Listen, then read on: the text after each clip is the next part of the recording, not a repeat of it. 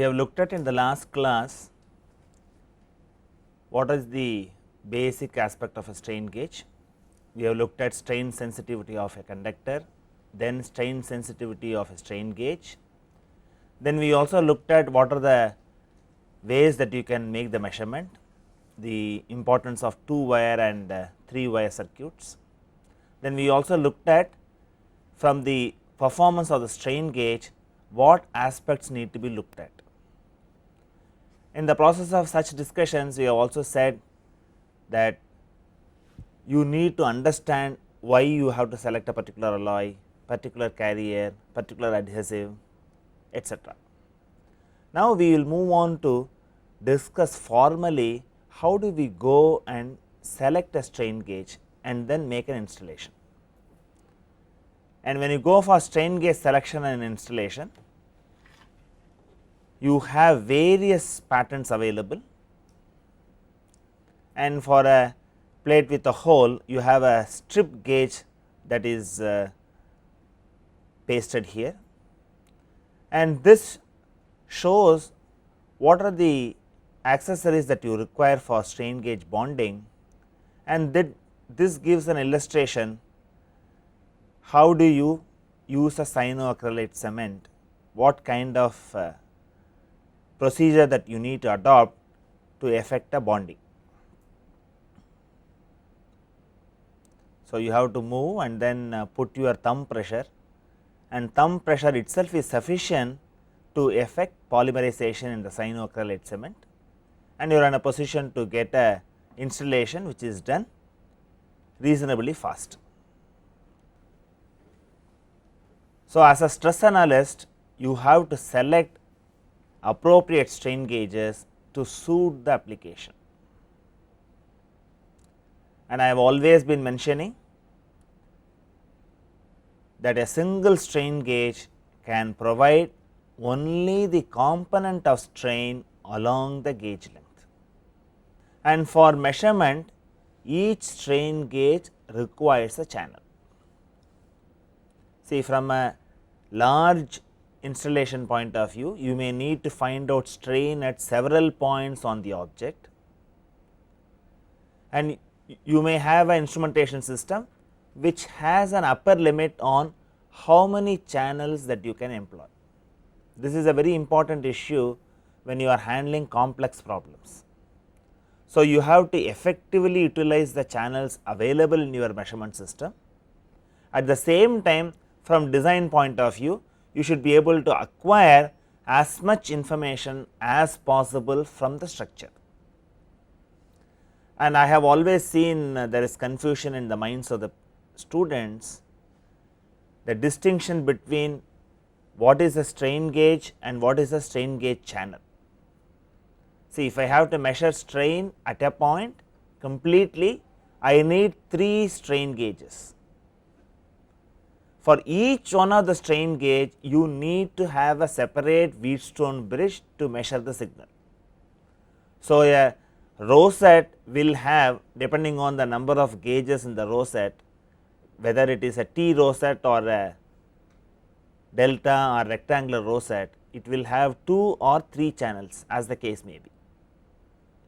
So, you have to make a distinction between what is the strain measurement and what is the number of channels that you require, that we will have to see back and forth, so that you have a clear picture of the distinction between the two.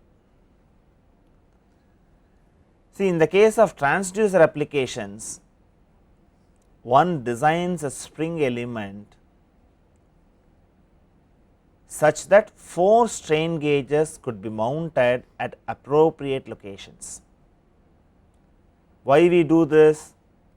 In transducer application, you want to maximize the signal and you design your own spring. So, when you design your own spring, you ensure that you quadruple the signal. So, that is what you do by identifying zones where you have tension compression, and invariably they may be of equal magnitudes. So, when you connect them in a full bridge, it gives you 2 advantages. One advantage is it has a self temperature compensation due to thermal effects. The other advantage is you multiply the signal 4 times. So, you have to make a distinction between transducer application and general strain measurement.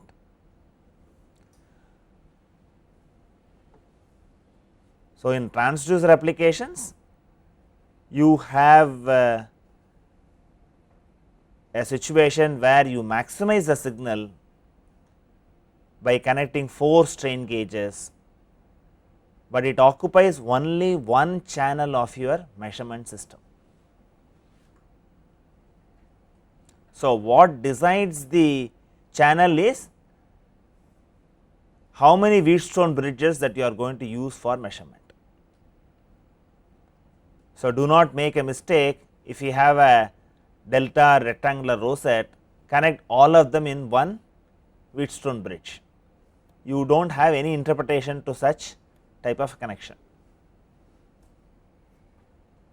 So, the distinction is, in general stress analysis, one is interested in measuring strain at a point of interest. That is the focus.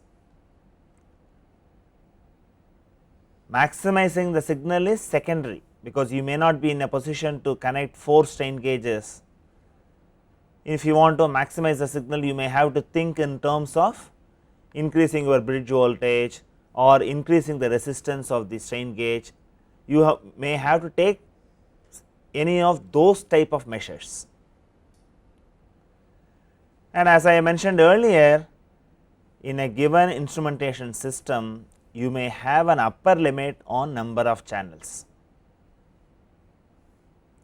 So, before you make a plan for strain gauge instrumentation, you need to select judiciously a combination of single element strain gauge, 2 element strain gauge, or a 3 element strain gauge for a given application.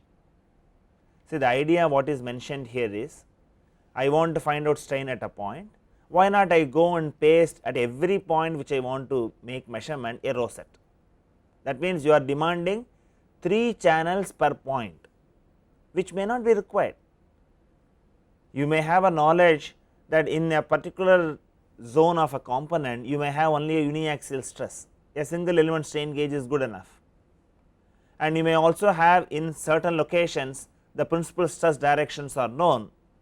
Once the principal stress directions are known, it is enough I use a T rosette, because I can align it along one of the principal stress directions, and I do not need 3 strain gauges. Only in situations where you do not know what is the state of strain, or you know in advance that it is a biaxial state of stress, then I need to put a strain gauge rosette for me to measure 3 components of strain. And this is what is emphasized again, you need to know T rosette requires 2 channels and a rectangular or delta rosette requires 3 channels for measurement. So, you should know a distinction between what is that you want to measure and how many channels that you use. It looks very simple, but when you ask in the examinations, people make mistakes. So, have a clarity in this aspect.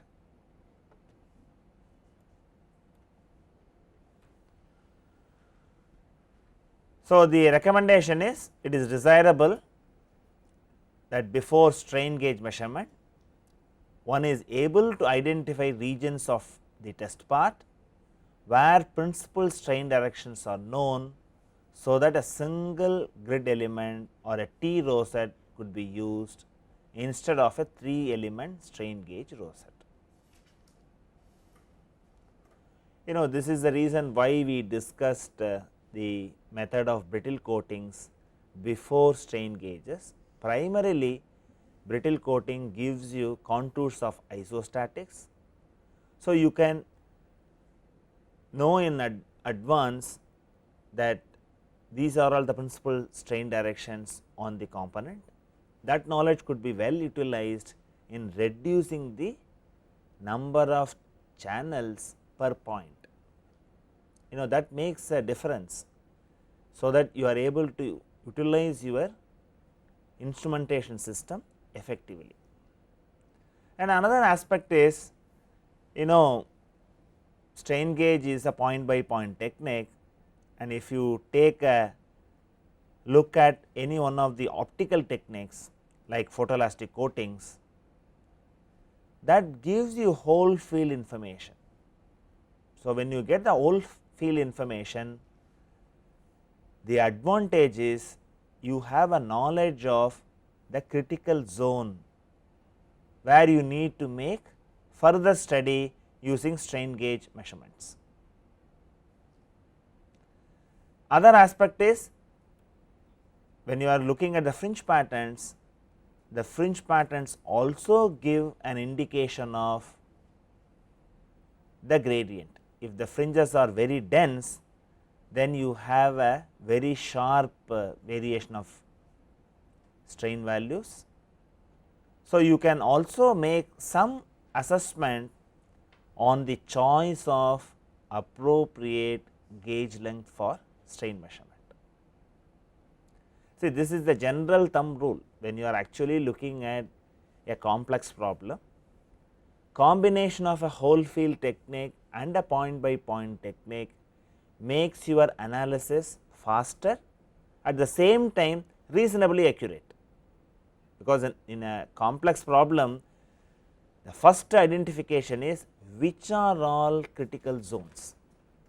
A whole field technique can give that very easily, and in those locations you place strain gauges and refine your measurement. So, the recommendation is try to use a whole field technique in conjunction with a point by point technique. A point by point technique alone will not be very effective, and we have seen some examples where a mere application of strain gauge technique was not sufficient because you pasted it slightly away from the critical zone. So, it underestimates the maximum strain. So, your design can be way off. So, the recommendation is combine the use of whole field technique and a point by point technique. So, once you decide, yes, I need to have in these locations a single strain gauge, a T rosette or a 3 element rosette, you have to make a careful and rational selection of gauge characteristics for the given application. And what are the aspects that you need to keep in mind? You need to optimize the gauge performance for specified environmental and operating conditions.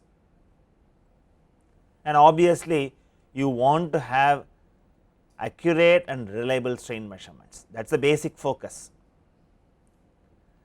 And in certain applications, ease of installation also dictates the selection.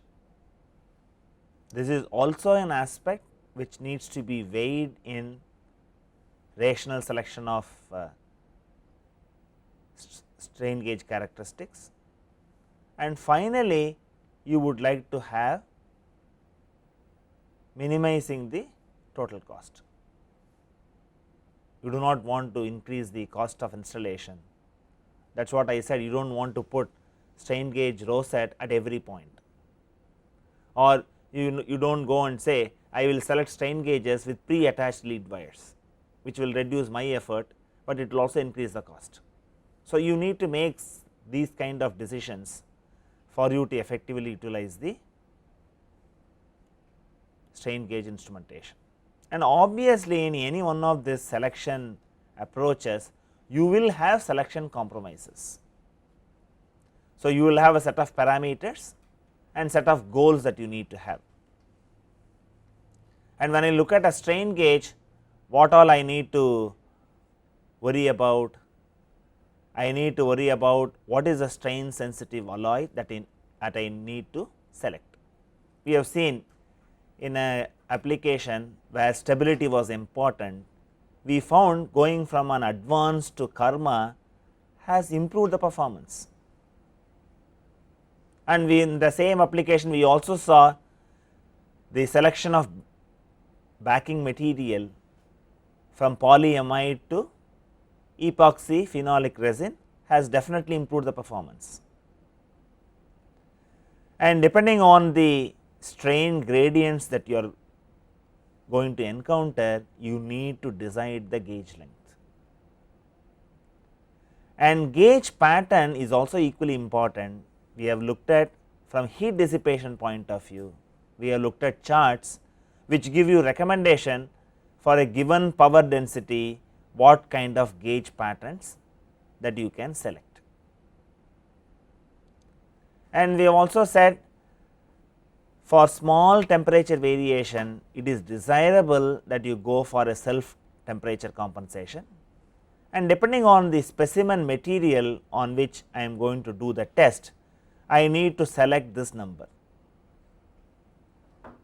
And again the heat dissipation brings in what is the grid resistance that I should select.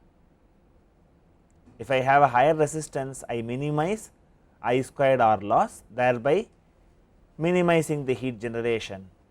This may be necessary when I go on work on composites or poor conductors of heat as specimen material. And finally, I will also have to select options. See, we said in one of our earlier applications, we used a Karma alloy for improving the stability, and one of the basic difficulty in Karma alloy is it is difficult to solder the lead wire. So, that you can go for the option of pre-attached lead wires from the manufacturer. And let us look at what are the operating constraints. So, we have to focus on accuracy, the measurement should be stable for long durations of time, and at what temperature I need to make the strain gauge measurement, and what is the level of strain I am looking at, that is dictated by the elongation, and the test duration. Am I doing a dynamic test or am I doing a test on in situ measurements, which requires monitoring over months and years. And particularly in transducer applications, I need to ensure cyclic endurance, and you should not ignore the difficulties in installation. That is why you have ease of installation is also one of the operating constraints. And finally, what is environment? Am I working at room temperature or am I working at aggressive environment like exposure to sea water?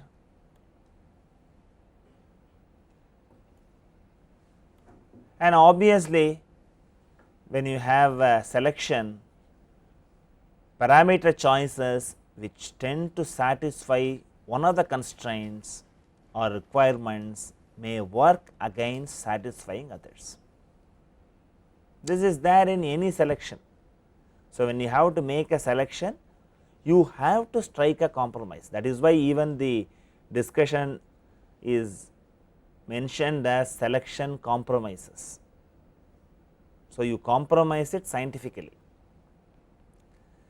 See, I have always been saying the general purpose strain gauges have a gauge length of 3 millimeters.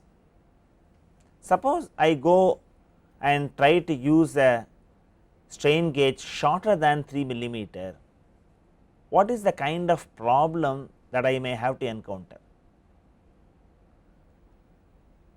It may have lower maximum elongation, it will have a reduced fatigue life, and it will have a less stable behavior, and finally, it will have greater installation difficulty.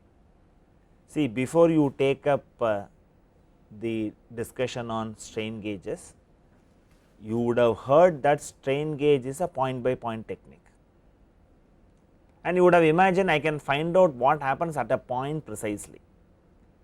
What we saw was from the way we have to make a strain gauge, I do not have a material which has very high resistance wherein I can put a speck of material and measure what happens at a point of interest. I need to essentially make a grid. So, it is not point by point technique, it is only measuring over a small finite area, we bring in certain approximations. So, from that point of view you may want to simply go for the shortest gauge length possible. So, what is the recommendation here is, when you go for smaller gauge length than required, then you need to face these kind of difficulties. So, the thumb rule is, for general purpose applications, use gauges with gauge lengths 3 millimeter or more. This is the thumb rule, and if it works, be happy with it. Do not go and emphasize that you need to go for smaller gauge lengths. And if I have to select a strain gauge of suitable characteristics and also to order these gauges, strain gauge manufacturers use a strain gauge designation system. So, it does two jobs. One is to facilitate selection of strain gauges of specific characteristics, and also to order these gauges. And obviously, the designation system is manufacturer dependent and gives information about the backing material, strain gauge alloy, gauge length, pattern of the gauge, gauge resistance, etc. See, we have looked at various aspects of the strain gauge alloy, backing, and also the adhesive to facilitate our current discussion on selection for a given application. So, what way we will go and look at is what way a strain gauge is designated and provide a general guidelines on how to go about in selecting these parameters. We may not take a specific problem to select a strain gauge, but we will provide you general guidelines on how to go about. And for these discussions, I have the designation system from Vishay Micro Measurements and HBM, and you can also look at other manufacturers. You have a manufacturer from Japan, and you should also keep in mind these are discussions to give you a idea of what way you can go about, and there could be slight modifications in the designation system from time to time, and use the current catalog of the manufacturers to place an order. So, here we are looking at what aspects are important. That also gives you an idea how do you go about in deciding what strain gauge you want. And you have a very elaborate strain gauge designation system. So, I have 1, 2, 3, 4, 5, 6, 7 items are mentioned in the designation system used by Vishay Micro Measurements. So, the first symbol or set of symbols tells you what is the carrier matrix. Then the second one tells you about foil alloy. The third one gives you the self temperature compensation number, and the fourth one gives you active gauge length in mils. See, though you have SI units, this is the kind of system that they use in the USA. So, you have a USA manufacturer gives you only in terms of mils, and then you have grid or tab geometry. So, this becomes important when you look at a particular installation. You need to have the tabs at a particular orientation. Then you have resistance in ohms. So, when you look at the designation, you will know whether you are talking about 120 ohms or 350 ohms, and finally, you will have options. and we will see some of these parameters. And when I go to carrier matrix or backing, I have a list, of symbols. The idea is to give a flavor that when I have a symbol E, symbol W, symbol CE, what happens. So, when I have E, it is simply open faced cast polyamide backing, and when I say W, it is fully encapsulated. You use a glass fiber reinforced epoxy phenolic resin, and CE denotes thin flexible gauges with a cast polyamide backing and encapsulation. So, this is a polyamide with encapsulation. W is glass fiber reinforced epoxy phenolic resin.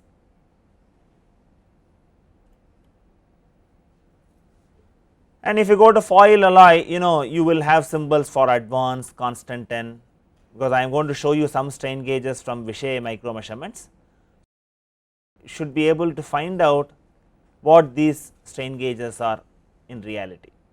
And A denotes advanced, it is a constant N alloy in self temperature compensated form. P is annealed constant N, D is isoelastic alloy, and K is modified Karma alloy. So, by looking at this, we will also know what is the foil alloy I am using. And you have already noted, what is the self temperature compensation number for various specimen materials.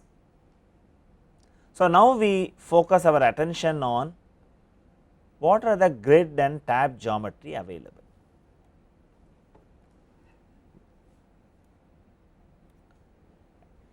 So, what I try to provide in these set of slides is only a sample of possible grid types, because you need to know what is the variety possible. A strain gauge is not just a single set of loops. The patterns listed are no way exhaustive, and as an user you have to look at the current catalog of the manufacturer. And the idea what I want to show is, when you look at these grid patterns, also note the gauge designation system indicated against each gauge. So, you have a number assigned to it, you will be able to quickly find out what kind of a strain gauge am I looking at. And obviously, the simple strain gauge, what you have is a simple loop like this, and what is shown here is you have the tabs on either end, and for this the particular manufacturer gives this as Dn. So, E denotes the carrier backing, A denotes advanced alloy, and XX denotes, depending on the specimen material, I will have to select my self temperature compensation number. That is why this is not listed. So, the same kind of pattern will be available for a set of base specimen material, and En is a kind of gauge where I have this is horizontal.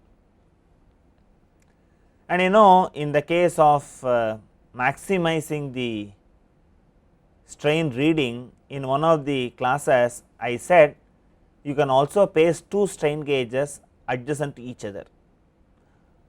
Instead of you make the alignment, you have that available as a pre-aligned gauge. So, that has a specific designation by the manufacturer, and in all these cases you also have the last digit indicating the resistance. I have 350 ohms, I have 120 ohms here, and there are no special options. And the idea here is to show a variety. I can have a very wide grid pattern. Why do you have the wide grid pattern? For heat dissipation. If heat dissipation is an issue, then go for a wide grid, otherwise go for a narrow grid. And this is the other extreme, you have a very long strain gauge you have to know that such strain gauges are really available, and this is about 50.80 millimeter. This is a very long and useful in concrete. And in all these cases you have separate symbols for indicating the pattern. And I said that you have T rosettes where 2 strain gauges are available, and if you note very carefully, the elements are mutually perpendicular. So, I will measure strain at 2 perpendicular direction. And I have also mentioned you also have stacked rosettes available, because you should see that stacked rosette, then only you will find out if I want to get the strain at this point,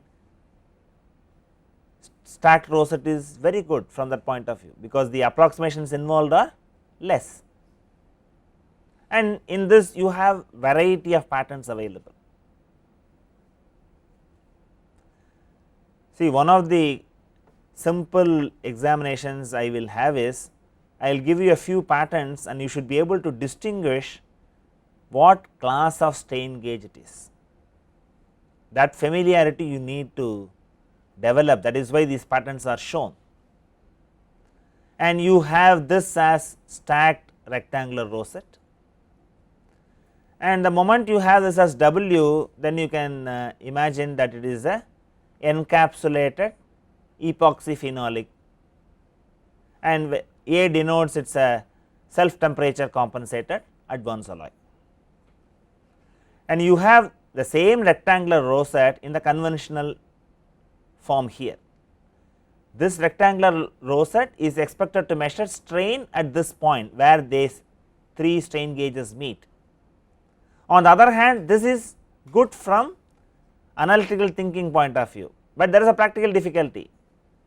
It is going to generate lot of heat, and particularly in bending application this is not recommended. And you also have another variation, that this is a delta rosette, which is better than a rectangular rosette when you want to find out what happens at the point of interest, because that is enclosed by all the 3 strain gauges.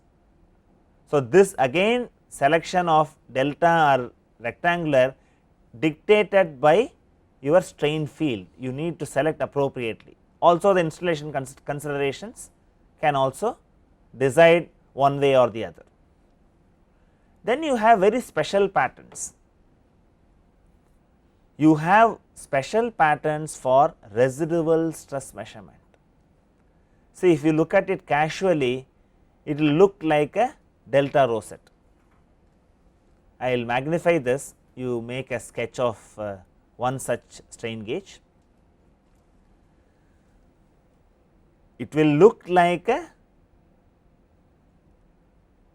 delta rosette, but it is not a delta rosette. You have a provision to drill a hole at the center, and you have very sophisticated drilling gadget that comes along with this. So, the idea here is, when you drill the hole, the stresses get relieved, and those relieved stresses are sensed by these strain gauges, and you have expressions available from the manufacturer how to interpret and find out the residual stress. See, residual stress is a very difficult problem to handle with, and this is a semi destructive type of approach. You need to remove material. It is not like X-ray diffraction where you do not do any destructive analysis, but where you can find out residual stress only up to very small depths. Here you can go up to 2 to 3 millimeter depth, and it will look very similar to your delta rosette, but because I have provision to drill a hole here, you must distinguish that this is a strain gauge meant for residual stress measurement. And what you have in the slide is the different ways the tabs are provided to facilitate ease of installation. So, ease of installation dictates this. Then you have another interesting pattern. you have a special pattern for pressure measurement. I have a thin diaphragm and I have a strain gauge which is shaped in this manner.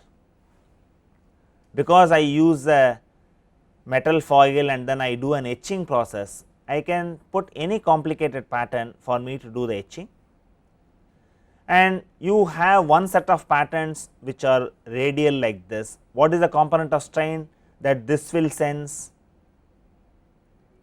It will sense the radial strain, because it measures only strain along the gauge length.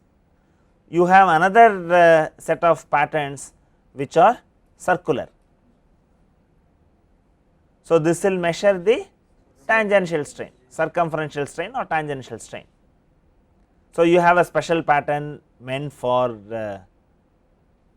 measuring pressure,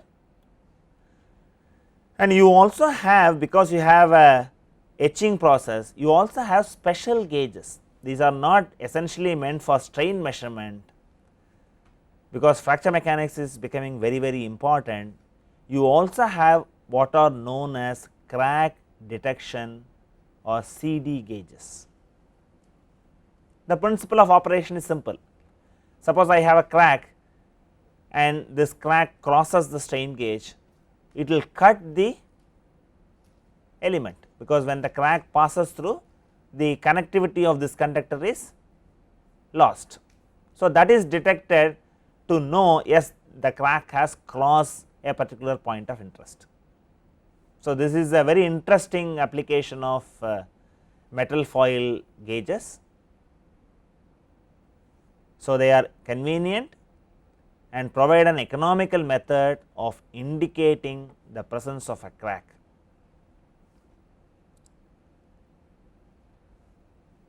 And we also have another variation of this, which is meant for measuring the velocity of crack propagation.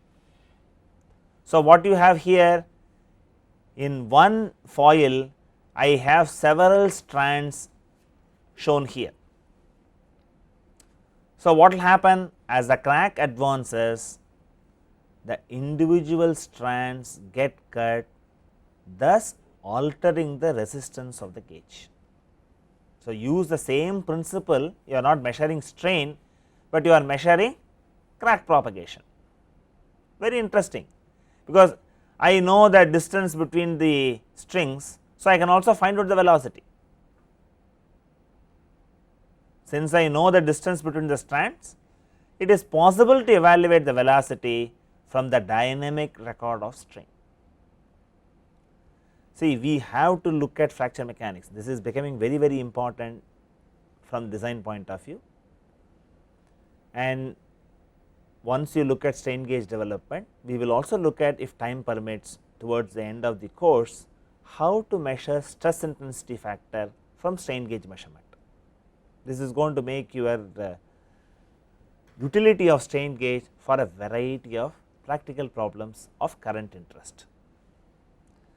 And you also have several such patterns available. I have shown one such pattern here, and you have another two set of patterns which are like this. This is designated as CPD, and then you have another pattern called CPC pattern. In this case, the grids are aligned like this, and this is also used for finding out the crack propagation and eventually its velocity. And finally, we look at what are all the options available.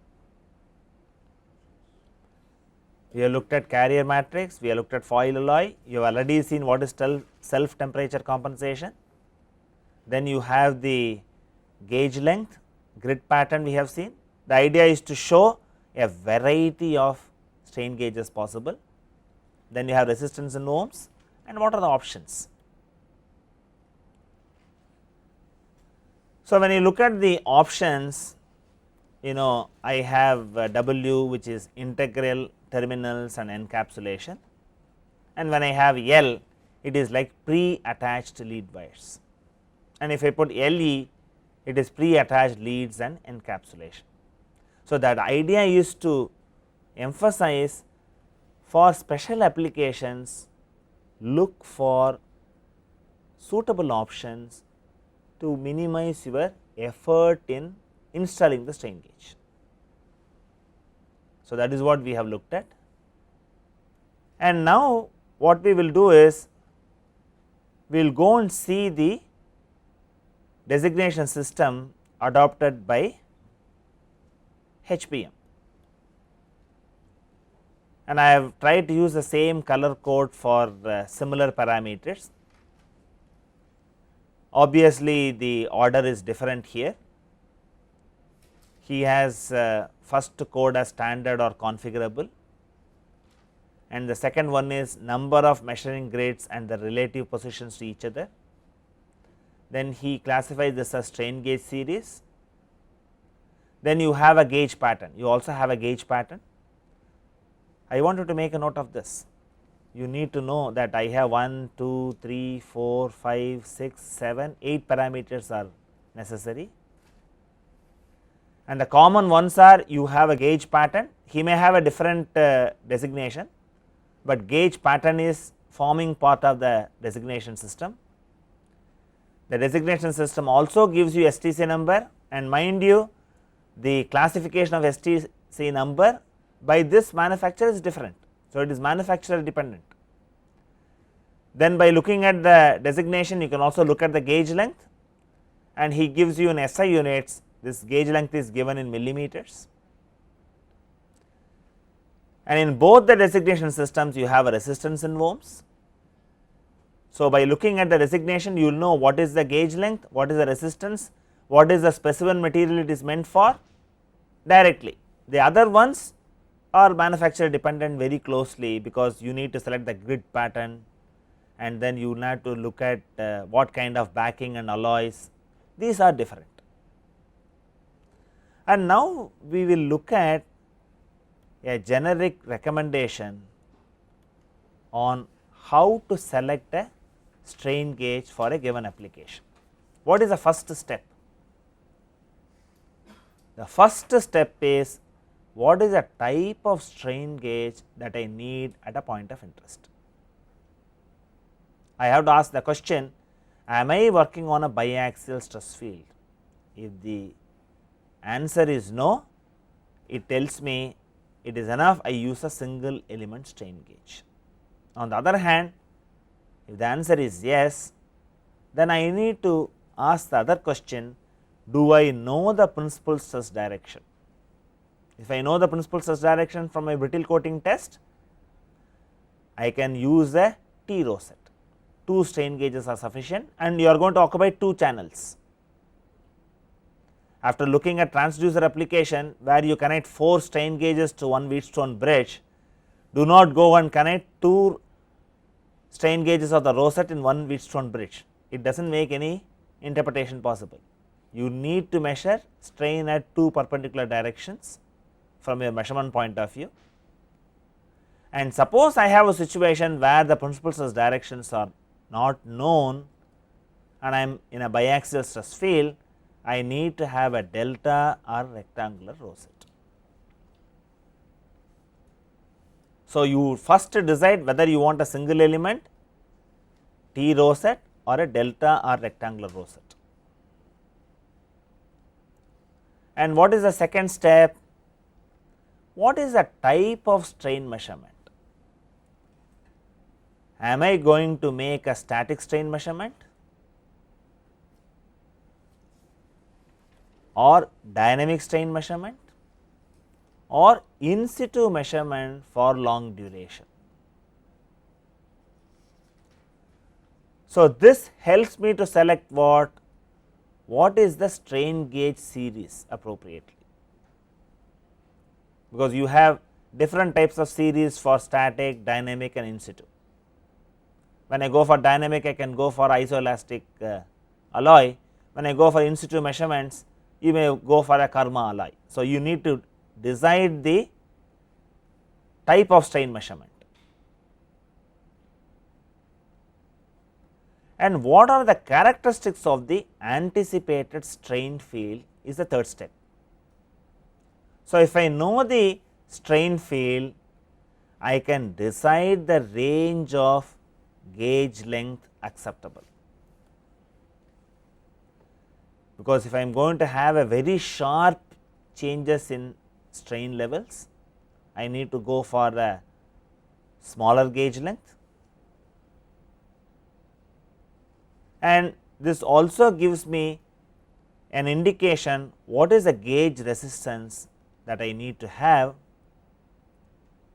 based on the accuracy required and the strength of the signal. So, this is where I said, when I am talking about strength of the signal, when you are designing a loading rig for you to test your component, you select the load in such a manner, at the point of interest you should be able to get at least 100 microstrain, because we have seen many of the installation aspects, like if you do not connect the lead wires as a 3 wire circuit, if you do only a 2 wire circuit, a small temperature change itself can give you an error of 156 microstrain. So, many of the installation and other associated aspects of strain gauge measurement can make so much variation on the measurement. It is desirable that you have a situation where, if possible, load it to an extent that I get 100 microstrain at least. Suppose I do not have that luxury, then what I have to look at is, I must find ways to increase the signal strength by modifying the gauge resistance, and you have to look at heat dissipation characteristics of the test material. So, this decides the self temperature compensation number, and here again, if necessary, select a higher gauge resistance. So, what we have looked at is, first decide the number of strain gauges you need to do, then decide whether you want to do for static, dynamic or in situ measurements, then look at the characteristics of the anticipated strain field, look at what gauge length is appropriate. This gives you some indication on the gauge resistance possible, then address the issue of heat dissipation, which helps you to determine the self temperature compensated number, and you will also have to look at requirement of installation. See, this you may ignore. Many times you say, I am not going and installing, only my technician is going to install, let him face the music of difficulties in installation. If you leave it, you do not have a confidence on the strain measurement. You will also have to look at difficulties in installation as an issue and decide the grid geometry. So, finally, you select the set of options that would help you to simplify the installation of strain gauge and minimize the cost of installation. And this is what I said, if you are using a Karma alloy, it is better to go for a pre attached lead wires rather than you struggle in trying to solder it. So, in this class what we looked at was, what are the nuances in the selection of a strain gauge for a particular application, and we have also looked at a typical strain designation system by two manufacturers. So, that gives you an idea. By looking at the designation of a strain gauge, you look at the gauge alloy, you look at the backing, you also get an identification of what is the grid pattern, what is the self temperature compensated number, what is the resistance, and also options if any.